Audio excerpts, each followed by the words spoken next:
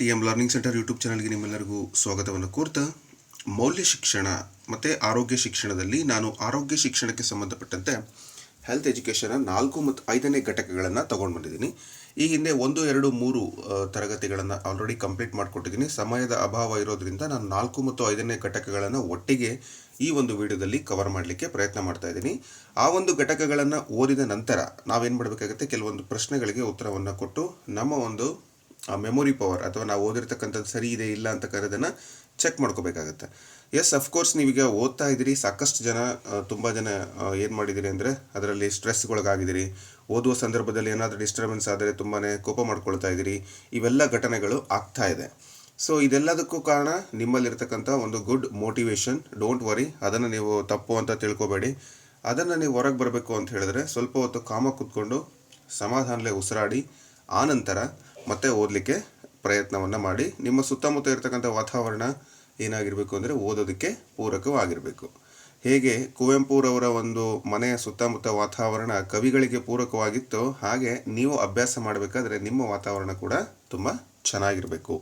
So ಚೆನ್ನಾಗಿದೆ ಅಥವಾ ಇಲ್ಲ ಅಂತಕ್ಕಂಥದ್ದಕ್ಕಿಂತ ಬಾಹ್ಯ ಪರಿಸರ ಬಿಟ್ಟುಬಿಡಿ, ಆಂತರಿಕ ಮನಸ್ಸನ್ನು ನಾವು ಶುದ್ಧವಾಗಿ ಇಟ್ಕೊಂಡ್ಬಿಡೋಣ, ಆಗ ಎಲ್ಲರೂ ತಾನೇ ಕ್ಲಿಯರ್ ಆಗುತ್ತೆ ಅಂತ ಹೇಳ್ತಾ, ಎಸ್, ಈ ಮೆಂಟಲ್ ಹೆಲ್ತ್ ಮತ್ತು ಫುಡ್ ಫಾರ್ ಹೆಲ್ತಿ ಲಿವಿಂಗ್ ಈ 2 ಪಾಠಗಳ ಮೇಲೆ ನಾನು ಪ್ರಶ್ನೆ ಉತ್ತರಗಳನ್ನು ಚರ್ಚೆ ಮಾಡ್ತಾ ಇದ್ದೀನಿ. ಶಿಕ್ಷಕರ ನೇಮಕಾತಿಗೆ ಉಪಯೋಗ ಆಗಬೇಕು ಅಂತ ಹೇಳ್ಬಿಟ್ಟು ನಾನಿಲ್ಲಿ ಮಾನಸಿಕ ಆರೋಗ್ಯ, ಅದರ ಅರ್ಥ, ವ್ಯಾಖ್ಯಾನ, ಮಹತ್ವ ಮತ್ತು ರೋಗಗಳು, ಅದಕ್ಕೆ ತಡೆಗಟ್ಟುವಿಕೆ ಮತ್ತು ಚಿಕಿತ್ಸೆ, ಇದಿಷ್ಟು 4ನೇ ಪಾಠ. 5ನೇ ಪಾಠ ಆಹಾರದ ಒಂದು ಅಗತ್ಯತೆ, ಸಮತೋಲಿತ ಆಹಾರ, ಪೌಷ್ಟಿಕತೆಯ ವಿಧಗಳು ಮತ್ತು ಈಟಿಂಗ್ ಡಿಸಾರ್ಡರ್ಸ್ ಅಂದರೆ ಆಹಾರದಿಂದ ಬಂದಿರತಕ್ಕಂಥ ಕೆಲವೊಂದು ಸಮಸ್ಯೆಗಳು ಇತ್ಯಾದಿಗಳನ್ನು ಒಳಗೊಂಡಂತಹ ಈ ಒಂದು ಪಾಠಗಳಿಗೆ ನಾನು ಮಾನಸಿಕ ಆರೋಗ್ಯ ಮೊದಲಿಗೆ ತಗೊಂಡು ಬಂದಿರತಕ್ಕಂಥ ಒಂದು ಪಾಠ ಇದು. ಸೊ ಈ ಒಂದು ಹೆಲ್ತ್ ಎಜುಕೇಷನ್ ಕೂಡ ತುಂಬ ಇಂಪಾರ್ಟೆಂಟು. ಎಕ್ಸಾಮಿನೇಷನಲ್ಲಿ PST, GPSTR ಹಾಗೆ HSTR ಹಾಗೆ ಕಂಪ್ಯೂಟರ್ ಸೈನ್ಸ್ ಟೀಚರ್ ನೇಮಕಾತಿಗೆ ಪತ್ರಿಕೆ 1ರಲ್ಲಿ ಬರುತ್ತೆ. ತುಂಬ ಜನ PDF ಅನ್ನು ಕೇಳ್ತಾ ಇದ್ದೀನಿ. ನಾನು ಆಲ್ರೆಡಿ ಹೇಳ್ದಂಗೆ PDF ನಮ್ಮ ಆ್ಯಪ್ನಲ್ಲಿ ಅಪ್ಲೋಡ್ ಮಾಡಿದ್ದೀನಿ. ನಾನು ಯೂಟ್ಯೂಬ್ನಲ್ಲಿ ಏನು ತರಗತಿಗಳನ್ನು ಇತ್ತೀಚೆಗೆ ಮಾಡ್ತಾ ಇದ್ದೀನಿ ಆ ತರಗತಿಗಳ ಎಲ್ಲ PDFಗಳನ್ನು ಅಪ್ಲೋಡ್ ಮಾಡಿದ್ದೀನಿ. ಸೊ ಅಲ್ಲಿ ನಿಮಗೆ ಈ health education, value education, computer education, so ಇನ್ನು ಯಾವೆಲ್ಲ ತರಗತಿಗಳನ್ನು ನಾನು ಮಾಡ್ತೀನಿ ಅವನ್ನು ಅಲ್ಲಿ ನಾನು ಅಪ್ಲೋಡ್ ಮಾಡಿರ್ತೀನಿ. ಜಸ್ಟ್ 99 ರುಪೀಸ್ಗೆ ನಿಮಗೆ ನಾನು ಈ ಒಂದು PDF ಅನ್ನು ಮಾಡೋರಿಗೆ ನಾನು ಕೊಡುವಂತಹ ಒಂದು ವ್ಯವಸ್ಥೆ ಮಾಡಿದ್ದೀನಿ ಅಲ್ಲಿ. ಸೊ ನೀವು ಅಲ್ಲೇ ಪೇ ಮಾಡಿ ನಿಮಗೆ ಅಲ್ಲೇ ಡೌನ್ಲೋಡ್ ಮಾಡ್ಕೊಳ್ಳಿಕ್ಕೆ ನೋಡಲಿಕ್ಕೆ ಅವಕಾಶ ಇದೆ. ನಮ್ಮ ಆ್ಯಪ್ TM ಲರ್ನಿಂಗ್ ಸೆಂಟರ್ ಪ್ಲೇಸ್ಟೋರ್ನಲ್ಲಿ ಸಿಗುತ್ತೆ, ಅಲ್ಲಿ ಹೋಗಿ ನೀವು ನೋಡ್ಬೋದು. ಹೆಚ್ಚಿನ ಮಾಹಿತಿಗಾಗಿ 8123441226 ಈ ನಂಬರ್ಗೆ ವಾಟ್ಸಪ್ ಮೂಲಕ ನೀವು ಕಳಿಸಿದರೆ ಹಾಯ್ ಅಂತ ನಿಮಗೆ ಲಿಂಕ್ ತಾನೇ ಬರುತ್ತೆ. ಮೊದಲನೇ ಪ್ರಶ್ನೆ ನೋಡ್ತಾ ಹೋಗೋಣ. ಮಾನಸಿಕ ಆರೋಗ್ಯ ಅಂದರೆ ಪ್ರಮುಖವಾಗಿ ಏನನ್ನು ಸೂಚಿಸುತ್ತದೆ? ಎಸ್, ಸೊ ಪ್ರಶ್ನೆಯನ್ನು ನೀವು ನೋಡ್ತಾ ಇದ್ದೀರಿ. ಮಾನಸಿಕ ಆರೋಗ್ಯ ಅಂತ ಹೇಳಿದರೆ ಮುಖ್ಯವಾಗಿ ಯಾವುದನ್ನು ಸೂಚಿಸುತ್ತದೆ? ದೈಹಿಕ ಶಕ್ತಿಯನ್ನು ಮಾತ್ರ, ವ್ಯಕ್ತಿಯ ಮಾನಸಿಕ ಮತ್ತು ಭಾವನಾತ್ಮಕ ಕ್ಷೇಮವನ್ನು, ಹಣಕಾಸಿನ ಸ್ಥಿತಿಯನ್ನು, ದೈಹಿಕ ಎತ್ತರವನ್ನು. ಸೊ ಇಲ್ಲಿ ನಿಮ್ಗೆ ಗೊತ್ತಾಗೋಗ್ಬಿಡ್ತು, ಮಾನಸಿಕ ಆರೋಗ್ಯ ಅಂದರೆ ಮೆಂಟಲ್ ಹೆಲ್ತ್ ಅದೇನನ್ನು ತೋರಿಸುತ್ತೆ? ವ್ಯಕ್ತಿಯ ಮಾನಸಿಕ ಮತ್ತು ಭಾವನಾತ್ಮಕ ಕ್ಷೇಮವನ್ನು ತೋರಿಸುತ್ತೆ. ತುಂಬ ಇಂಪಾರ್ಟೆಂಟ್ ಇದು. ನಾನು ಆಗಲೇ ಹೇಳಿದೆ, ಈ ಕ್ಲಾಸ್ ಸ್ಟಾರ್ಟ್ ಮಾಡೋಕ್ಕಿಂತ ಮುಂಚೆ ನಾವು ಹೇಗೆ ಬೇಗ ಸಿಟ್ಟಾಗ್ತೀವಿ, ನಾವು ಹೇಗೆ ನಮ್ಮ ವ್ಯಕ್ತಿತ್ವವನ್ನು ಮತ್ತೊಬ್ಬರೊಟ್ಟಿಗೆ, ಈಗ ನಾವು ಏನು ಅಲ್ಲಿ ಇಲ್ಲ ಆ ಸ್ಥಳದಲ್ಲಿ, ಆಗ ನಮ್ಮ ಬಗ್ಗೆ ಏನು ಮಾತಾಡ್ತಾರೆ, ಸೊ ಅದು ನಮ್ಮೆಲ್ಲರ ಒಂದು ಮಾನಸಿಕ ಸ್ಥಿತಿಯನ್ನು ತೋರಿಸುತ್ತೆ. 100ಗೆ ಒಂದು 80% ಅವ್ರು ಹೇಳೋದು ಕರೆಕ್ಟ್ ಅನಿಸುತ್ತೆ. ಯಾಕಂದರೆ ನಮ್ಮ ಬಗ್ಗೆ ನಾವು ಇಲ್ದಾಗ ಏನು ಹೇಳ್ತಾರಲ್ಲ, ಸೊ ಅದು ಎಲ್ಲರೂ ಹಂಗೆ ನೆಗೆಟಿವ್ ಹೇಳೋಕ್ಕೆ ಚಾನ್ಸ್ ಇಲ್ಲ. ಅದರಲ್ಲಿ ಒಂದಷ್ಟು ಜನನಾದರೂ ಕರೆಕ್ಟ್, ಬಿಡ ಅವ ಆ ಥರ ಅಲ್ಲ ಈ ಥರ ಅಲ್ಲ ಅಂತ. ಸೊ ಅದು ಮಾನಸಿಕ ಆರೋಗ್ಯದ ಮೇಲೆ ಪ್ರಭಾವವನ್ನು ಬೀರುತ್ತೆ. ಸೊ ಮಾನಸಿಕ ಆರೋಗ್ಯ ಅಂತಕ್ಕಂಥದ್ದು ನಮ್ಮ ಯೋಚನೆ, ನಮ್ಮ ಭಾವನೆ, ನಮ್ಮ ವರ್ತನೆ ಮತ್ತು ಸಮತೋಲನದಿಂದ ನಿರ್ವಹಿಸುವಂಥ ಸಾಮರ್ಥ್ಯಕ್ಕೆ ಸಂಬಂಧಪಡುತ್ತೆ ಅಂತಕ್ಕಂಥದ್ದು. ನೆಕ್ಸ್ಟ್, ಮಾನಸಿಕ ಆರೋಗ್ಯದ ಶಿಕ್ಷಣದ ಪ್ರಮುಖ ಉದ್ದೇಶ ಏನು? ಹಾಗಾದರೆ ಈ ಶಿಕ್ಷಣವನ್ನು ಯಾಕೆ ಕೊಡಬೇಕು ಮಕ್ಕಳಿಗೆ ಅಂತಕ್ಕಂಥದ್ದು. ರೋಗವನ್ನು ಹೆಚ್ಚಿಸುವುದು, ಮಾನಸಿಕ ಆರೋಗ್ಯವನ್ನು ಕಾಪಾಡುವುದು ಮತ್ತು ಸುಧಾರಿಸುವುದು, ದೈಹಿಕ ವ್ಯಾಯಾಮವನ್ನು ನಿಲ್ಲಿಸುವುದು, ಸಾಮಾಜಿಕ ಸಂಪರ್ಕವನ್ನು ಕಡಿಮೆ ಮಾಡುವುದು ಅಂತ ಇದೆ. ಸೊ ಇವ್ಯಾವಲ್ಲ, ಸರಿಯಾದ ಉತ್ತರ ಏನು? ಮಾನಸಿಕ ಆರೋಗ್ಯವನ್ನು ಕಾಪಾಡ್ತಕ್ಕಂಥದ್ದು ಮತ್ತು ಸುಧಾರಿಸ್ತಕ್ಕಂಥದ್ದು. ಸೊ ಇದು ಭಾಳ ಇಂಪಾರ್ಟೆಂಟು. ಯಾಕೆ ಅಂತ ಹೇಳಿದರೆ, ಮಕ್ಕಳ ಒಂದು ಮಾನಸಿಕ ಸ್ಥಿತಿ ಚೆನ್ನಾಗಿದ್ದರೆ ಅಂದರೆ ಅವರಿಗೆ ಎಜುಕೇಷನ್ ಕೊಡಲಿಕ್ಕೆ ಮತ್ತು ಸಮಾಜದಲ್ಲಿ ಸದೃಢ ಸಮಾಜದ ನಿರ್ಮಾಣ ಮಾಡಲಿಕ್ಕೆ, ಒಳ್ಳೆಯ ಪ್ರಜೆಯನ್ನು ನಾವು ನಿರ್ಮಾಣ ಮಾಡಬೇಕಲ್ವ. ಹಾಗಾಗಿ ಅವರ ಮೆಂಟಲ್ ಹೆಲ್ತು ತುಂಬ ಇಂಪಾರ್ಟೆಂಟ್ ಆಗಿರುತ್ತೆ. ಅದರಲ್ಲಿ ಮಾನಸಿಕ ಆರೋಗ್ಯದ ಸಂರಕ್ಷಣೆ, ಸಮಸ್ಯೆಗಳನ್ನು ತಡೆಗಟ್ಟುವಿಕೆ ಮತ್ತು ಅಗತ್ಯವಿದ್ದಾಗ ಸೂಕ್ತ ಚಿಕಿತ್ಸೆಯನ್ನು ಪಡಿತಕ್ಕಂಥದ್ದು ಕೂಡ ಭಾಳ ಇಂಪಾರ್ಟೆಂಟ್. ಸೊ ನೆಕ್ಸ್ಟು, ಕೆಳಗಿನವುಗಳಲ್ಲಿ ಯಾವುದು ಮಾನಸಿಕ ಆರೋಗ್ಯದ ಮೇಲೆ ಪರಿಣಾಮ ಬೀರುವಂಥ ಸಾಧ್ಯತೆ ಇದೆ? ಸೊ ಈ ಕೆಳಗಿನವುಗಳಲ್ಲಿ ಯಾವುದು ಮಾನಸಿಕ ಆರೋಗ್ಯಕ್ಕೆ ನೇರವಾಗಿ ಪ್ರಭಾವವನ್ನು ಬೀರುತ್ತೆ? ಭಾವನೆಗಳು, ಒತ್ತಡಗಳು, ಸಾಮಾಜಿಕ ಪರಿಸ್ಥಿತಿಗಳು, ಮೇಲಿನ ಎಲ್ಲವೂ ಅಂತ ಇದೆ. ಸೊ ಭಾವನೆಗಳು ಕೂಡ ಕಾರಣ ಆಗ್ತವೆ, ಒತ್ತಡಗಳು, ಸ್ಟ್ರೆಸ್ಸು ಮತ್ತು ಸಾಮಾಜಿಕ ಪರಿಸ್ಥಿತಿಗಳು ಹಾಗೂ ಎಲ್ಲವೂ ಮೇಲೆ ಮಾನಸಿಕ ಆರೋಗ್ಯದ ಮೇಲೆ ಪ್ರಭಾವವನ್ನು ಬೀರ್ತವೆ ಸ್ನೇಹಿತರೆ. ಹಾಗಾಗಿ ವ್ಯಕ್ತಿಯ ಭಾವನಾತ್ಮಕ ಮತ್ತು ಸಾಮಾಜಿಕ ಪರಿಸ್ಥಿತಿಗಳು ಹಾಗೂ ಒತ್ತಡಗಳು ಮಾನಸಿಕ ಆರೋಗ್ಯದ ಮೇಲೆ ಪರಿಣಾಮವನ್ನು ಬೀರ್ತವೆ. ಆ ಒತ್ತಡ ಏನಾಗುತ್ತೆ, ಅದರಿಂದನೇ ಮನುಷ್ಯ ಬೇಗ ಕೋಪಗೊಳ್ತಕ್ಕಂಥದ್ದು. ಈಗ ಬಸವಣ್ಣ ಒಂದು ಮಾತು ಹೇಳಿದರು, ಏನಂತ ಅಂದರೆ ಏನಾಗುತ್ತೆ, ಈ ಮೆಂಟಲ್ ಹೆಲ್ತ್ ಬಗ್ಗೆ ಅವತ್ತಿನ ಕಾಲದಲ್ಲಿ ಒಂದು ವಚನ ನೆನಪಾಗುತ್ತೆ ನನಗೆ. ಏನಂದರೆ, ತನ್ನ ಕಿಚ್ಚು ತನ್ನ ಮನೆಯನ್ನು ಸುಡದೆ ಪರರ ಮನೆಯನ್ನು ಸುಡೋದು ಅಂತೇನೋ ಬರುತ್ತೆ ಅಲ್ಲಿ. ಅಂದರೆ ಮನದೊಳಗಣ ಕಿಚ್ಚು ಮನವನ್ನು ಸುಡದೆ ಪರರ ಮನೆಯನ್ನು ಸುಟ್ಟೀತೆ ಅಂತಕ್ಕಂಥದ್ದು. ಅಂದರೆ ನಮ್ಮ ಮನಸ್ಸಿನಲ್ಲಿ ಏನಾದರೂ ಸ್ಟ್ರೆಸ್ಸು ಅಥವಾ ಸ್ಟ್ರೈನು, ಕೋಪ, ತಾಪ ಬಂತು ಅಂತ ಹೇಳಿದರೆ ಏನಾಗುತ್ತೆ, ನಮ್ಮ ದೇಹವನ್ನೇ ಅದು ಸುಡುತ್ತೆ. ಸೊ ದೇಹದಲ್ಲಿರೋರು ಯಾರು? ರಕ್ತವೇ ಸುಡುತ್ತೆ. ಸೊ ರಕ್ತ ಸುಟ್ಟರೆ ಅಂದರೆ ಅರ್ಥ ಏನು? ಇಟ್ ಫ್ಲೋಸ್ ವೆರಿ ಫಾಸ್ಟ್, ಅಂದರೆ ಪ್ರೆಷರ್ ಜಾಸ್ತಿ ಆಗುತ್ತೆ, BP ಹೈ ಆಗುತ್ತೆ. ಅಥವಾ ಅದಕ್ಕೆ ಸಂಬಂಧಪಟ್ಟಂತೆ BP ಹೈ ಆದರೆ ಏನಾಗುತ್ತೆ, ಕಿಡ್ನಿಗಳು ಡಮಾರ್ ಆಗ್ತವೆ. ಸೊ ಕಿಡ್ನಿಗಳು ಡಮಾರ್ ಆದರೆ ಏನಾಗುತ್ತೆ, ನೆಕ್ಸ್ಟ್ ಹಾಗೆ ಎಲ್ಲ ಪಾರ್ಟ್ಸ್, ಹೃದಯಕ್ಕೆ ಸಂಬಂಧಪಟ್ಟಂಥ ಕಾಯಿಲೆಗಳು ಸ್ಟಾರ್ಟ್ ಆಗುತ್ತೆ. ಅದರಿಂದ ನಿಮಗೆ ಬೇರೆ ಬೇರೆ ಬೇರೆ ಬೇರೆ ಸಮಸ್ಯೆಗಳು ಸ್ಟಾರ್ಟ್ ಆಗುತ್ತೆ. ಅದಕ್ಕೆ ನೋಡಿ, ತನ್ನ ಮನದ ಕೇಡು ತನ್ನನ್ನು ಸುಟ್ಟರೆ ಪರರ ಮನೆಯನ್ನು ಸುಡುತ್ತೆ ಅಂತ. ಹಾಗಾಗಿ ಕೇಡು ಅಂದರೆ ಯಾವುದೇ ಥರ ದ್ವೇಷ, ಅಸೂಯೆ ಇತ್ಯಾದಿಗಳನ್ನು ನಾವೇನು ಮಾಡಬಾರ್ದು ಅಂತ. ಅದಕ್ಕೆ ಮಾನಸಿಕ ಆರೋಗ್ಯ ಅಂತಕ್ಕಂಥದ್ದನ್ನು ನಾನು ಲಿಂಕ್ ಮಾಡಿದೆ ಅಷ್ಟೇ, ಮತ್ತೇನಿಲ್ಲ. ಸೊ ಪಾಠದ ಜೊತೆಗೆ ಒಂದಷ್ಟು ಸುಮ್ಮನೆ ನನಗೆ ಗೊತ್ತಿರೋದು ನಮ್ಮ ಗುರುಗಳು ಹೇಳಿದ್ದು ನಾನು ನಿಮಗೆ ಹಂಚ್ಕೊಳ್ತಾ ಇದ್ದೀನಿ. ನಿಮಗೆ ಟೈಮ್ ವೇಸ್ಟ್ ಅನಿಸಿದರೆ go to the next question. ಮಾನಸಿಕ ಆರೋಗ್ಯದ ಸಮಸ್ಯೆಯನ್ನು ತಡೆಗಟ್ಟುವಲ್ಲಿ ಯಾವುದು ಸಹಾಯಕ? ಹಾಗಾದರೆ ಏನು ಇಂಪಾರ್ಟೆಂಟ್ ಆಗಿ ಏನು ನಮಗೆ ಹೆಲ್ಪ್ ಮಾಡುತ್ತೆ? ಸಾಮಾಜಿಕವಾಗಿ ಸಂಪೂರ್ಣವಾಗಿ ದೂರ ಇರಬೇಕು, ಆರೋಗ್ಯಕರ ಜೀವನ ಶೈಲಿ, ನಿದ್ರೆಯನ್ನು ತಪ್ಪಿಸುವುದು, ಸಮಸ್ಯೆಯನ್ನು ನಿರ್ಲಕ್ಷಿಸುವುದು. ಸೊ ನೆಗ್ಲೆಕ್ಟ್ ಮಾಡ್ಬಿಡೋಣ ಸಮಸ್ಯೆನ, ನೋ ಚಾನ್ಸ್. ನಿದ್ರೆಯನ್ನು ತಪ್ಪಿಸ್ಬೇಕಾ? ಬೇಡ. ಆದರೆ ಆರೋಗ್ಯಕರ ಜೀವನ ಶೈಲಿ, ಇಲ್ಲಿ ನೋಡಿ, ಸಾಮಾಜಿಕವಾಗಿ ಸಂಪೂರ್ಣವಾಗಿ ದೂರ ಇರೋಕ್ಕೆ ಚಾನ್ಸ್ ಇದೆಯಾ? ಇಲ್ಲ, ನಾವಿರೋದೇ ಸಮಾಜದಲ್ಲಿ. ಸೊ ಆರೋಗ್ಯಕರ ಜೀವನ ಶೈಲಿಯನ್ನು ನಾವು ಏನು ಮಾಡಬೇಕಾಗುತ್ತೆ? ರೂಢಿಸ್ಕೋಬೇಕಾಗತ್ತೆ. ಅಂದರೆ ಉತ್ತಮ ಜೀವನ ಶೈಲಿ, ಸಮರ್ಪಕ ವಿಶ್ರಾಂತಿ, ಸಾಮಾಜಿಕ ಬೆಂಬಲ ಮತ್ತು ಸಮಸ್ಯೆಗಳಿಗೆ ಸಮಯೋಚಿತ ಪರಿಹಾರವನ್ನು ಹುಡುಕ್ತಕ್ಕಂಥದ್ದು ಪ್ರಮುಖವಾಗಿ ಸಹಾಯವನ್ನು ಮಾಡುತ್ತೆ. ಸರ್ ಹಾಗಾದರೆ ಸರ್ ನನಗೆ ಭಾಳ ತಲೆ ಕೆಟ್ಬಿಟ್ಟಿದೆ ಸರ್, ನನಗೆ ಭಾಳ ಅಂದರೆ ಭಾಳ ಸ್ಟ್ರೆಸ್ ಆಗಿದೆ, ನನ್ನ ಕಡೆ ಎಲ್ಲೂ ಸಪೋರ್ಟ್ ಇಲ್ಲ, ನಾನು ಏನು ಮಾಡ್ಬೇಕು ಸರ್, ನನ್ನ ಮಾನಸಿಕ ಆರೋಗ್ಯ ಅಂತ ತುಂಬ ಕೆಟ್ಟೋಗ್ಬಿಟ್ಟಿದೆ. ಇದನ್ನು ಹೇಳ್ತಿರ್ತಾರಲ್ಲ, ಅವ್ರಿಗೆ ಏನು ಮಾಡಬೇಕು ಅಂದರೆ ಮೆಂಟಲ್ ಹೆಲ್ತ್ ಸೆಂಟರ್ಗೆ ನೀವು ಕಾಲ್ ಮಾಡಿ. ನಿಮ್ಮ ಹೆಸರು ಕೇಳಲ್ಲ ಅವರು, ಕೊನೆಯಲ್ಲಿ ನಿಮಗೆ ಫೋನ್ ನಂಬರ್ ಕೊಡ್ತೀನಿ. ನಿಮಗೆ ನಿಮ್ಮ ಮೊಬೈಲಲ್ಲಿ ಸಿಮ್ ಕಾರ್ಡ್ ಇಲ್ಲ ಅಂದರೂ ಕೂಡ ಕಾಲ್ ಮಾಡ್ಬೋದು, ಅಥವಾ ನಿಮ್ಮ ಹೆಸರು ಹೇಳಬಾರ್ದು, ನಿಮ್ಮ ಸ್ಥಳ, ಲೊಕೇಶನ್ ಏನು ಕೊಡದಿಲ್ದಂಗೆ ನೀವು ಪ್ರತಿ ಸಂದರ್ಭದಲ್ಲಿ ಅವ್ರ ಹತ್ರ ಮಾತಾಡಿದರೆ ನಿಮ್ಮ ಎಲ್ಲ ಕೇಸ್ ಹಿಸ್ಟ್ರಿಯನ್ನು ಬರ್ಕೊಂಡು ನಿಮಗೆ ಒಳ್ಳೆ ಸಜೆಷನನ್ನು ಕೊಡ್ತಾರೆ. ಸೊ ಅದನ್ನು ನಿಮಗೆ ಕೊನೆಯಲ್ಲಿ ಹೇಳ್ತೀನಿ ಇಫ್ ಯು ನೀಡೆಡ್. ನೆಕ್ಸ್ಟ್, ದೀರ್ಘಕಾಲದ ಒತ್ತಡವು ಯಾವುದರ ಮೇಲೆ ಪರಿಣಾಮ ಬೀರಬಹುದು? ಏನಾಗುತ್ತೆ? ಮಾನಸಿಕ ಆರೋಗ್ಯ ಕೇವಲ ಎತ್ತರ, ಕೇವಲ ಕೂದಲು, ಕೇವಲ ಯಾವುದಕ್ಕೂ ಅಲ್ಲ ಅಂತ ಇದೆ. ಸೊ ಮಾನಸಿಕ ಆರೋಗ್ಯದ ಮೇಲೆ ಪರಿಣಾಮವನ್ನು ಬೀರುತ್ತೆ. ದೀರ್ಘಕಾಲದ ಒಂದು ಒತ್ತಡ ಯಾವತ್ತೂ ಕೂಡ ನಾವು ಇಟ್ಕೋಬಾರ್ದು. ಓಕೆ. ಸೊ ಮಾನಸಿಕ ಕ್ಷೇಮದ ಮೇಲೆ ಮತ್ತು ನಕಾರಾತ್ಮಕ ಪರಿಣಾಮವನ್ನು ಅದು ಬೀರುತ್ತೆ. ಮಾನಸಿಕ ಆರೋಗ್ಯ ಮತ್ತು ಸಮಸ್ಯೆ ಇರುವಂಥ ವ್ಯಕ್ತಿಗೆ ಶಿಕ್ಷಕರ ಸೂಕ್ತ ನಡೆ ಯಾವುದು? ಈ ಮಾನಸಿಕ ಆರೋಗ್ಯದ ಮೇಲೆ ಸಮಸ್ಯೆ ಅಂದರೆ ಭಾವನಾತ್ಮಕ ಬೇರೆ, ಮಾನಸಿಕ ಬೇರೆ, MR ಅಂತ ಕರಿತೀವಿ, ಮೆಂಟಲಿ ರಿಟಾರ್ಡ್ ಕೆಲವೊಬ್ರು ಇರ್ತಾರೆ. ದೈಹಿಕವಾಗಿ ವಿಕಲತೆ ಬೇರೆ, ಮಾನಸಿಕ ವಿಕಲತೆನೇ ಬೇರೆ. ಅಂಥವ್ರಿಗೆ ನೀವು ಏನನ್ನು ಹೇಳ್ತೀರಿ ಅಂತಕ್ಕಂಥದ್ದು. ಅವ್ರನ್ನ ನೀವು ಹಾಸ್ಯ ಮಾಡ್ತೀರಿ, ನಿರ್ಲಕ್ಷ್ಯ ಮಾಡ್ತೀರಿ, ಸಹಾನುಭೂತಿಯಿಂದ ನಡೆದು ಅಗತ್ಯ ನೆರವಿಗೆ ಮಾರ್ಗದರ್ಶನವನ್ನು ಕೊಡ್ತೀರಿ, ತರಗತಿಯಿಂದ ಹೊರಗೆ ಹಾಕ್ತೀರಿ. ನೆಗೆಟಿವ್ ಬೇಡ, ಪಾಸಿಟಿವ್ ಅಂತ ಹೇಳಿದೆ. ಸೊ ಯಾವುದು ಸಕಾರಾತ್ಮಕವಾಗಿದೆ ಇಲ್ಲಿ? ಆಪ್ಷನ್ C ನೋಡಿ. ನೀವು ಓದಿಲ್ಲಪ್ಪ, ಪರೀಕ್ಷೆಗೆ ಯಾವುದೇ ಪ್ರಿಪರೇಷನ್ ಆಗಿಲ್ಲ ಅಂದರೂ ಕೂಡ ನೀವು ಇಂಥ ಪ್ರಶ್ನೆಗಳಿಗೆ ಉತ್ತರವನ್ನು ಬರೀಬೋದು. ಓಕೆ. ಅಂದರೆ so which is the relative, most relative ಇರೋದು ಯಾವುದು? ಹಾಸ್ಯ ಮಾಡೋದು ಸರಿನಾ? ಸೊ ನೋಡಿ, ಯಾರಿಗೂ ಕೂಡ ನಾವು ಹಾಸ್ಯ ಮಾಡಬಾರ್ದು. ನಿರ್ಲಕ್ಷ್ಯ ಮಾಡೋದು ಅದು ಕೂಡ ತಪ್ಪು. ಭಾಳ ಜನ ಹಾಸ್ಯ ಮಾಡ್ತಿರ್ತಾರೆ, ಅವ್ರಿಗೆ ಗೊತ್ತಿಲ್ಲದೆ ಹಾಸ್ಯ ಮಾಡ್ತಿರ್ತಾರೆ. ಇಟ್ಸ್ ಓಕೆ, ಬಟ್ ಈ ಲಿಮಿಟ್ ಮೀರಬಾರ್ದು. ಮತ್ತೊಬ್ರಿಗೆ ನಾವು ಹಾಸ್ಯ ಮಾಡಿದರೆ ನಾಳೆ ನಾವು ಆ ಪರಿಸ್ಥಿತಿಗಿದ್ದಾಗ ನಮ್ಮನ್ನು ಹಾಸ್ಯ ಮಾಡೋರು ತುಂಬ ಜನ ಇರ್ತಾರೆ. ಇನ್ನು ತರಗತಿಯಿಂದ ಹೊರಹಾಕೋದು ಕಾನೂನಿನ ವಿರುದ್ಧ, ಅದು ಕೂಡ ಮಾನವೀಯತೆಯಿಂದ ದೂರ, ಅದು ಕೂಡ ಮಾಡಬಾರ್ದು. ಇನ್ನು ಉಳಿದಿದ್ದು ನೋಡಿ, ಸಹಾನುಭೂತಿಯಿಂದ ನಡೆದು ಅಗತ್ಯ ನೆರವಿಗೆ ಮಾರ್ಗದರ್ಶನವನ್ನು ಕೊಡಬೇಕು. ಹೇಗೆ ಕೊಡಬೇಕು, ಹೆಂಗೆ ಏನೋ ಅದು ನಿಮಗೆ ಬಿಟ್ಟಿದ್ದು. ಅವರಲ್ಲಿರ್ತಕ್ಕಂಥ ಸಮಸ್ಯೆಯನ್ನು ಅದನ್ನು ಕೊಡ್ಬೇಕಾದ್ರೆ ನಾನು ಮಾರ್ಗದರ್ಶನ ಕೊಡ್ತಾ ಇದ್ದೀನಿ ಅಂತ ಒಂದು ವಿಡಿಯೋ ರೆಕಾರ್ಡ್ ಮಾಡಿ ಅದೇ ಹುಡುಗನ ಮುಖ ಎಲ್ಲ ತೋರಿಸಿ ಫೇಸ್ಬುಕ್, ಇನ್ಸ್ಟಾಗ್ರಾಮ್, ವಾಟ್ಸಪ್ಪಲ್ಲಿ ಹಾಕಬೇಕಲ್ಲ, ನೋ ಚಾನ್ಸ್. ಅಂಥವನು ಕೂಡ ಮಾಡೋಂಗಿಲ್ಲ. ಶಿಕ್ಷಕರು ವಿದ್ಯಾರ್ಥಿಯ ಸಮಸ್ಯೆಯನ್ನು ಅರ್ಥ ಮಾಡಿಕೊಂಡು ಸಹಾನುಭೂತಿಯನ್ನು ತೋರಿಸಿ ಅಗತ್ಯವಿದ್ದರೆ ಪೋಷಕರು ತಜ್ಞರ ನೆರವಿಗೆ ಸಂಪರ್ಕಿಸಬೇಕು. ನಾನಿವಾಗ ಕೆಲವೊಂದು ನಿಮಗೆ ನಂಬರ್ ಕೊಡ್ತೀನಿ ಅಂತ ಹೇಳಿದೆ. ಸೊ ಯಾಕೆ ಹೇಳಿದೆ, ನಿಮಗೆ ಅವಶ್ಯಕತೆ ಇದ್ದರೆ ನೀವು ಮಾಡಿ ಅಂತ. ಬಟ್ ನಾವು ಎಲ್ಲೂ ಕೂಡ ಯಾರು ಕೌನ್ಸಿಲಿಂಗ್ ಮಾಡ್ತಾರೆ, ಕೌನ್ಸಿಲಿಂಗ್ ಮಾಡೋರು, ಕೌನ್ಸಿಲಿಂಗ್ಗೆ ಒಳಪಡೋರು ಯಾರೂ ಕೂಡ ಯಾರ ಹೆಸರನ್ನು ಮತ್ತೊಬ್ಬರ ಮುಂದೆ ಹೇಳಬಾರ್ದು. So that is the rule ಇಲ್ಲಿ. ನೆಕ್ಸ್ಟು, ಮಾನಸಿಕ ಆರೋಗ್ಯದ ಸಂರಕ್ಷಣೆಯಲ್ಲಿ ಸಾಮಾಜಿಕ ಬೆಂಬಲದ ಪಾತ್ರ ಹೇಗೆ?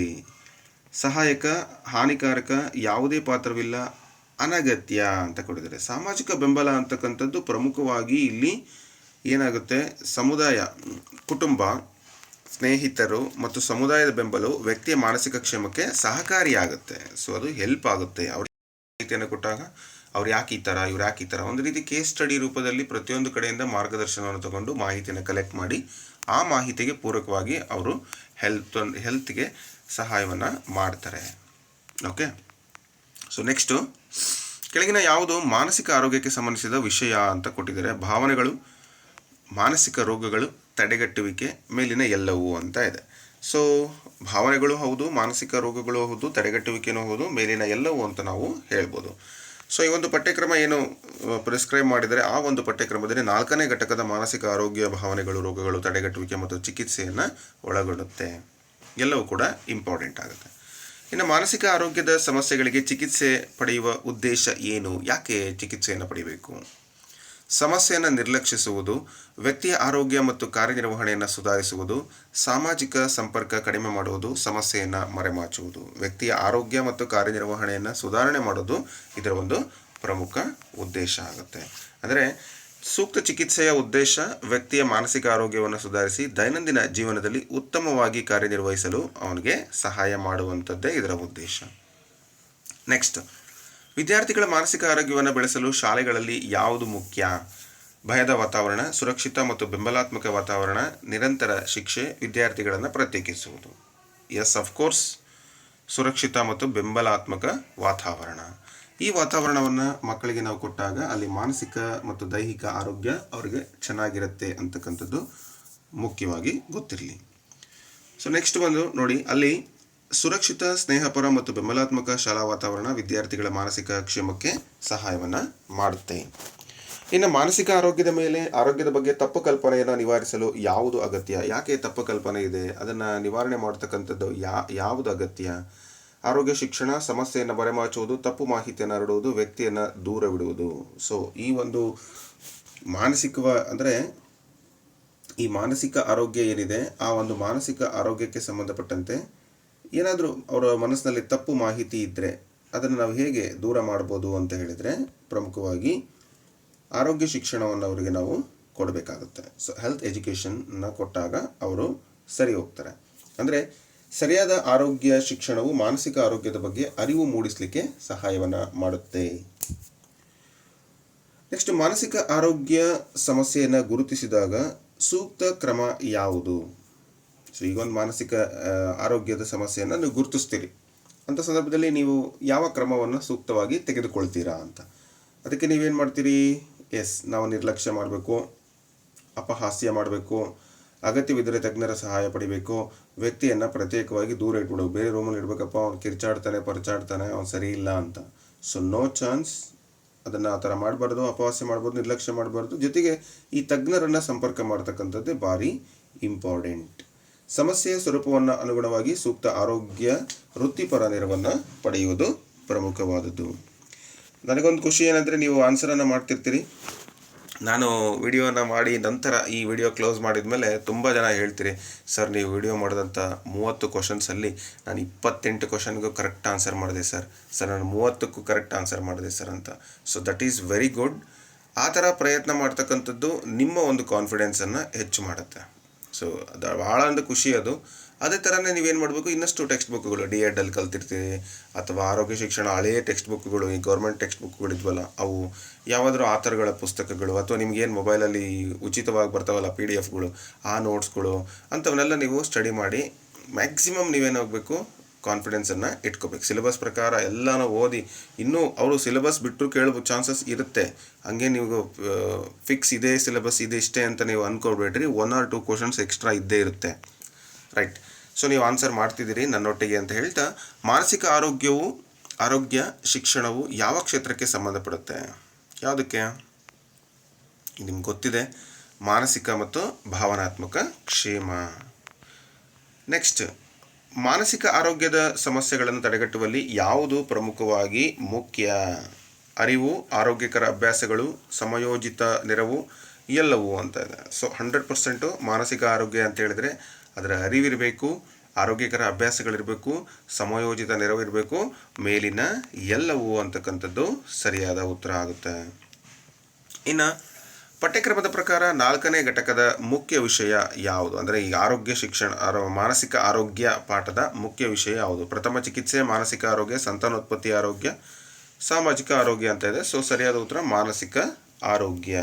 ಅಂದರೆ ಹೆಲ್ತ್ ಎಜುಕೇಷನ್ನಲ್ಲಿ ಮೆಂಟಲ್ ಹೆಲ್ತೇ ಭಾಳಷ್ಟು ಇಂಪಾರ್ಟೆಂಟು. ಇನ್ನು ಮುಂದಿನ ಪಾಠಕ್ಕೆ ಹೋಗೋಣ ಸ್ನೇಹಿತರೆ. ಆರೋಗ್ಯಕರ ಜೀವನಕ್ಕೆ ಆಹಾರ. ಸೊ ಒಳ್ಳೆಯ ಊಟ, ಆಹಾರ ನೋಡಿ, ನಾಲಿಗೆ ಚೆನ್ನಾಗಿದ್ದರೆ ನಾಡೆಲ್ಲ ಒಳ್ಳೆಯದು, ಆಹಾರ ಚೆನ್ನಾಗಿದ್ದರೆ ದೇಹವೆಲ್ಲ ಒಳ್ಳೆಯದು. ನಾನೇನೋ ಸ್ವಲ್ಪ ಕರೆಕ್ಷನ್ ಮಾಡಿ ಹೇಳಿರ್ಬೇಕು, ನಿಮಗೆ ಕರೆಕ್ಟ್ ಗೊತ್ತಿರುತ್ತೆ, ಗೊತ್ತಿದ್ದರೂ ಕಮೆಂಟ್ ಹಾಕಿ. ಅಂದರೆ ಆಹಾರಕ್ಕೆ ನಾವು ಏನಾದರೂ ಒಳ್ಳೆಯ ಮಹತ್ವವನ್ನು ಕೊಟ್ಟರೆ, ಊಟ ಬಲ್ಲವನಿಗೆ ಮಾತು ಬಲ್ಲವನಿಗೆ ಮಾತು ಬಲ್ಲವನಿಗೆ ಜಗಳವಿಲ್ಲ, ಊಟ ಬಲ್ಲವನಿಗೆ ರೋಗವಿಲ್ಲ. ಹಾಗಾಗಿ ಆರೋಗ್ಯಕರ ಜೀವನಕ್ಕೆ ಆಹಾರ, ಇದರಲ್ಲಿ 15 MCQಗಳನ್ನು ನಾವು ನೋಡೋಣ ಸ್ನೇಹಿತರೆ. ಸಮತೋಲಿತ ಆಹಾರ ಅಂದರೆ ಏನು? ಇದು ಕೂಡ ಇಂಪಾರ್ಟೆಂಟ್ ಆಗಿರ್ತಕ್ಕಂಥ ಪಾಠ.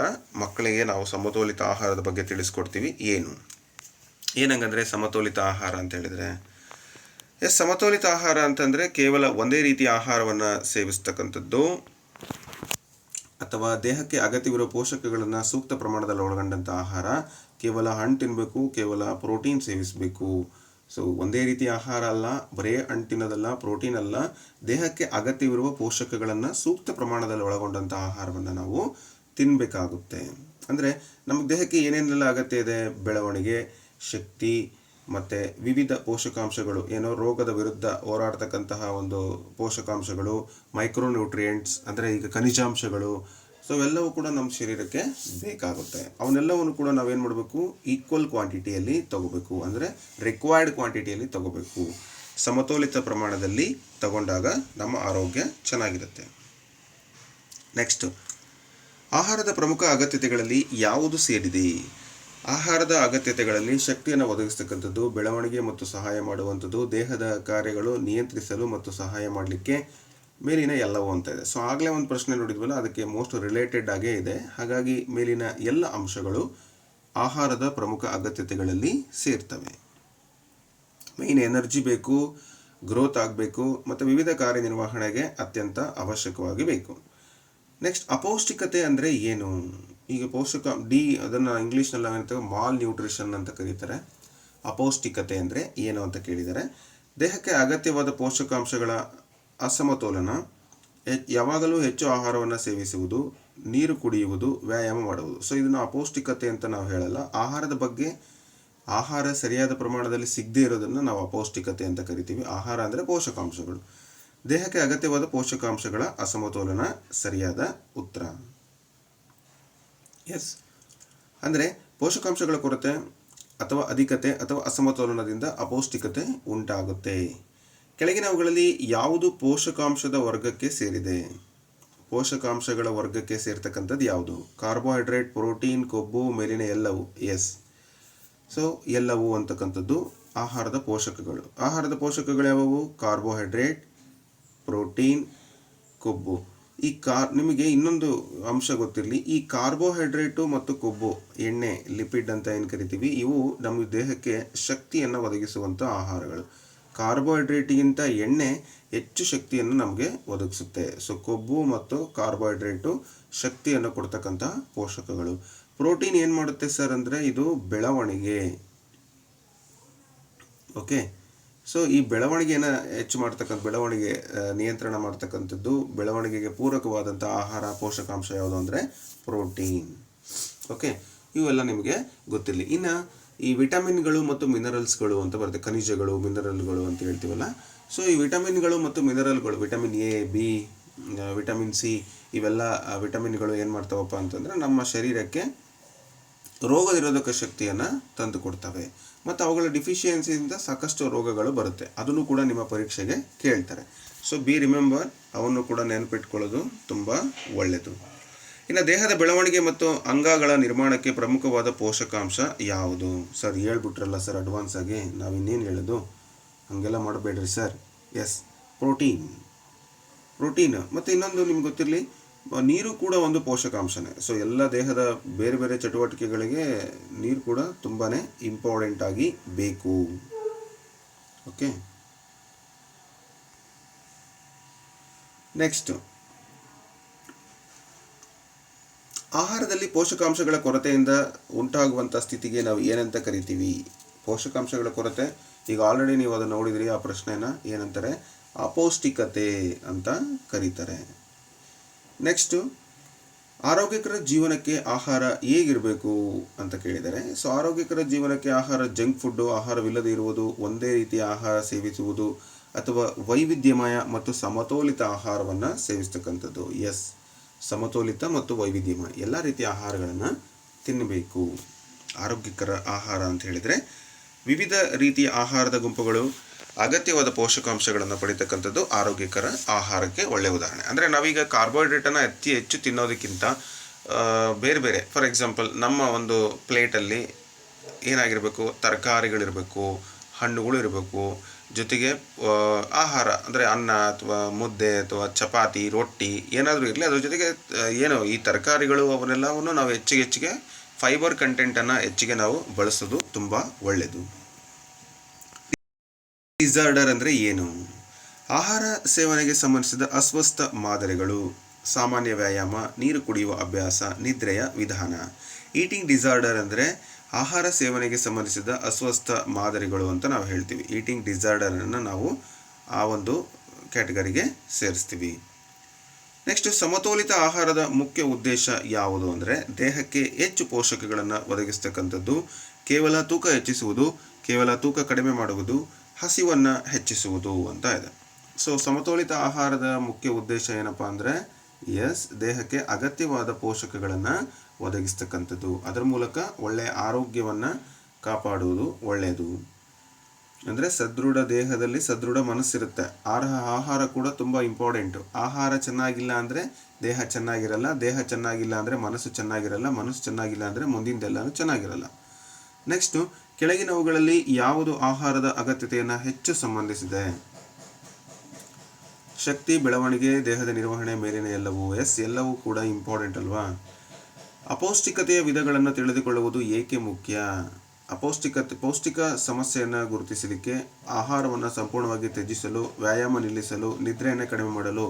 ನೋಡಿ, ಪೌಷ್ಟಿಕ ಸಮಸ್ಯೆಯನ್ನು ಗುರುತಿಸಲಿಕ್ಕೆ ನಾವೇನು ಮಾಡಬೇಕು ಅಂದರೆ ಅಪೌಷ್ಟಿಕತೆ ಏನು ಅಂತಕ್ಕಂಥದ್ದನ್ನು ತಿಳ್ಕೊಂಡಿರಬೇಕಾಗುತ್ತೆ. ಆರೋಗ್ಯಕರ ಜೀವನದಲ್ಲಿ ಆಹಾರದ ಪಾತ್ರ ಏನು? ಕೇವಲ ಕಡಿಮೆ, ಅತ್ಯಂತ ಮಹತ್ವದ್ದು, ಯಾವುದೇ ಪಾತ್ರ ಇಲ್ಲ, ಕೇವಲ ರುಚಿಗಾಗಿ ಆಹಾರವನ್ನು ತಿನ್ನಬೇಕು. ನೋ, ಆಹಾರದ ಪಾತ್ರ ಅತ್ಯಂತ ಮಹತ್ವದ್ದು, ತುಂಬ ಇಂಪಾರ್ಟೆಂಟ್ ಅದು. ಆಹಾರವು ದೇಹಕ್ಕೆ ಶಕ್ತಿ, ಬೆಳವಣಿಗೆ ಮತ್ತು ಆರೋಗ್ಯಕರ ನಿರ್ವಹಣೆಗೆ ಮೂಲಭೂತ ಅಗತ್ಯವಾಗಿರುತ್ತೆ. ಹಾಗಾಗಿ ಆಹಾರದ ಒಂದು ಅವಶ್ಯಕತೆ ತುಂಬ ಮಹತ್ವವಾಗಿದೆ. ಇನ್ನು ಕೆಳಗಿನವುಗಳಲ್ಲಿ ಯಾವುದು ಸಮತೋಲಿತ ಆಹಾರದಿಂದ ಒಂದು ಪರಿಣಾಮವಾಗಬಹುದು? ಸಮತೋಲಿತ ಆಹಾರದ ಒಂದು ಪರಿಣಾಮ ಯಾವುದು ಅಂತ ಕೇಳಿದರೆ, ಸಮತೋಲಿತ ಆಹಾರ ತಿನ್ನೋದ್ರಿಂದ ಏನಾಗುತ್ತೆ? ಅಪೌಷ್ಟಿಕತೆ, ಉತ್ತಮ ಪೌಷ್ಟಿಕ ಸ್ಥಿತಿ, ಸಮತೋಲಿತ ಆರೋಗ್ಯ, ಉತ್ತಮ ದೈಹಿಕ ಬೆಳವಣಿಗೆ ಮಾತ್ರ ಅಂತ ಇದೆ. ಸೊ ದೈಹಿಕ ಮಾತ್ರ ಅಲ್ಲ, ಅಪೌಷ್ಟಿಕತೆ ಬರಲ್ಲ. ಅಸಮತೋಲಿತ ಆಹಾರದ ಪರಿಣಾಮ, ಅಸಮತೋಲಿತ ಅಂತ ಕೇಳಿದರೆ ಅಲ್ಲಿ ಒಳ್ಳೆಯ ಆರೋಗ್ಯ ಅಲ್ಲ ಅದಾದರೆ. ಸೊ ಅಸಮತೋಲಿತ ಆಹಾರದ ಪರಿಣಾಮ ಯಾವುದಾಗುತ್ತೆ ಅಂತ ನೋಡೋದಾದರೆ, ಈಗ ಪ್ರಶ್ನೆಯನ್ನು ನಾವು ಕರೆಕ್ಟ್ ಅರ್ಥ ಮಾಡಿಕೊಂಡ್ರೆ, ಅಸಮತೋಲಿತದಿಂದ ಉತ್ತಮವಾದ ದೇಹದ ಬೆಳವಣಿಗೆ, ಸಮತೋಲಿತ ಆರೋಗ್ಯ, ಉತ್ತಮ ಪೌಷ್ಟಿಕ ಸ್ಥಿತಿ ಆಗೋದಿಲ್ಲ ರೀ, ಅಪೌಷ್ಟಿಕತೆ ಆಗುತ್ತೆ. ಅಫ್ಕೋರ್ಸ್ ಅಪೌಷ್ಟಿಕತೆ ಆಗುತ್ತೆ. ನೆಕ್ಸ್ಟ್ ಈ ಒಂದು 5ನೇ ಪಾಠ ಏನಿದೆ ಆಹಾರದಕ್ಕೆ ಸಂಬಂಧಪಟ್ಟಿದ್ದು, ಆ ಒಂದು ಘಟಕದಲ್ಲಿ ಯಾವ ವಿಷಯಗಳ ಸಂಯೋಜನೆ ಇದೆ? ಆಹಾರದ ಅಗತ್ಯತೆ, ಸಮತೋಲಿತ ಆಹಾರ, ಅಪೌಷ್ಟಿಕತೆ ವಿಧಗಳು ಮತ್ತು ಈಟಿಂಗ್ ಡಿಸಾರ್ಡರ್, ಮೇಲಿನ ಎಲ್ಲವೂ ಅಂತ ಇದೆ. ಸೊ ಈ ಮೇಲಿನ ಆಹಾರದ ಅಗತ್ಯತೆ, ಸಮತೋಲಿತ ಆಹಾರ ಇದೆ, ಅಪೌಷ್ಟಿಕತೆ ವಿಧಗಳು ಮತ್ತು ಈಟಿಂಗ್ ಡಿಸಾರ್ಡರ್ಸ್ ಇದೆ, ಮೇಲಿನ ಎಲ್ಲವೂ ಅಂತ ಇದೆ. ಸೊ ಎಲ್ಲವೂ ಕೂಡ ಅದರಲ್ಲಿ ಇದ್ದಾವೆ. ನೆಕ್ಸ್ಟ್ ಶಿಕ್ಷಕರ ನೇಮಕಾತಿ ಪರೀಕ್ಷೆ ದೃಷ್ಟಿಯಿಂದ ಆಹಾರ ಶಿಕ್ಷಣದ ಪ್ರಮುಖ ಉದ್ದೇಶ ಯಾವುದು?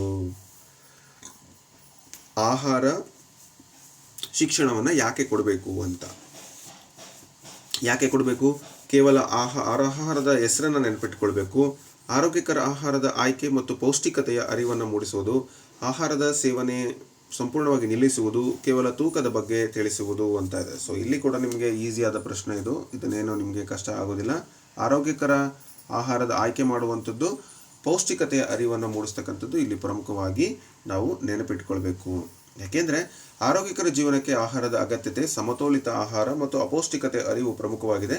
ಇದರಲ್ಲಿ ಅದನ್ನೇ ನಾವು ಹೆಚ್ಚಿನದಾಗಿ ಕಾನ್ಸಂಟ್ರೇಷನ್ ಮಾಡಿ ಓದ್ತೀವಿ. ಅಂದರೆ ಪರೀಕ್ಷೆಗೆ ನೀವು ಈ ಮೆಂಟಲ್ ಹೆಲ್ತ್ ಅಂದರೆ ಅದರ ಅರ್ಥ, ವ್ಯಾಖ್ಯಾನ, ಮಹತ್ವ, ಭಾವನೆಗಳು, ಮಾನಸಿಕ ರೋಗಗಳು, ಅದನ್ನು ತಡೆಗಟ್ಟುವಿಕೆ ಮತ್ತು ಚಿಕಿತ್ಸೆ, ಇದರ ಮೇಲೆ ಪ್ರಶ್ನೆಗಳು. ಇನ್ನು 5ನೇ ಪಾಠದಲ್ಲಿ ಬಂದು ಫುಡ್ ಫಾರ್ ಹೆಲ್ತಿ ಲಿವಿಂಗ್, ಆಹಾರದ ಅಗತ್ಯತೆ, balanced diet, malnutrition, eating ಡಿಸಾರ್ಡರ್ಗಳು, ಇವೆಲ್ಲವೂ ಕೂಡ ಭಾಳಷ್ಟು ಇಂಪಾರ್ಟೆಂಟ್ ಆಗಿ ನಿಮಗೆ ಬರುತ್ತೆ. ಓಕೆ, ಸೊ ನಾನು ಆಗಲೇ ಹೇಳಿದಂಗೆ ಇದರ PDF ಅನ್ನು ನಾನು ನಿಮಗೆ ಈಗ ಆಲ್ರೆಡಿ ಒಂದು ನಮ್ಮ ಆ್ಯಪ್ನಲ್ಲಿ ಅಪ್ಲೋಡ್ ಮಾಡಿರ್ತೀನಿ. ಇಫ್ ಯು ವಾಂಟ್ ನೀವು ತೊಗೋಬೋದು, ಅಥವಾ ಇದನ್ನು ನೀವು ಓದ್ಕೊಂಡು ಪಾಯಿಂಟ್ಸ್ ನೋಟ್ಸನ್ನು ಮಾಡ್ಕೊಳ್ಳೋದು ಕೂಡ ನಿಮ್ಮ ಆಯ್ಕೆಗೆ ಬಿಟ್ಟಿದ್ದು. If you are more interested, ಸಮಯ ಇಲ್ಲ ಸರ್ ನಾನು ಅದನ್ನು ಓದ್ಕೊಳ್ತೀನಿ ಅಂದರೆ ನೀವೇ ಓನಾಗಿ ಆ ಆನ್ಸರ್ಗಳನ್ನು ಅಲ್ಲಿ ಮಾಡಲಿಕ್ಕೆ ಪ್ರಯತ್ನ ಮಾಡ್ಬೋದು. ಧನ್ಯವಾದಗಳು. ಹಾಗೆ ಮುಂದಿನ ತರಗತಿಯಲ್ಲಿ ನಾನು ಕಂಪ್ಯೂಟರ್ ಶಿಕ್ಷಣದ ತರಗತಿಯನ್ನು ಕಂಟಿನ್ಯೂ ಮಾಡ್ತೀನಿ. ಧನ್ಯವಾದ.